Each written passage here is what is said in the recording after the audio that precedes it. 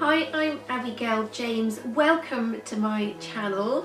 You may have watched some of my other previous videos. I have one particular one on face lifting massage.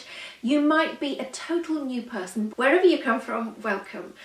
Today's video is going to be slightly different, and whether you've watched some of my previous videos or not, this one is a repeat of the face lifting massage that I know many of you have watched and loved and commented on, but I'm not going to be talking through this one. So it's going to enable you to just relax, switch off from me talking and just get involved with the moves. So it's a slightly different way of you benefiting from the anti-aging benefits, but also the relaxation. So let's get going.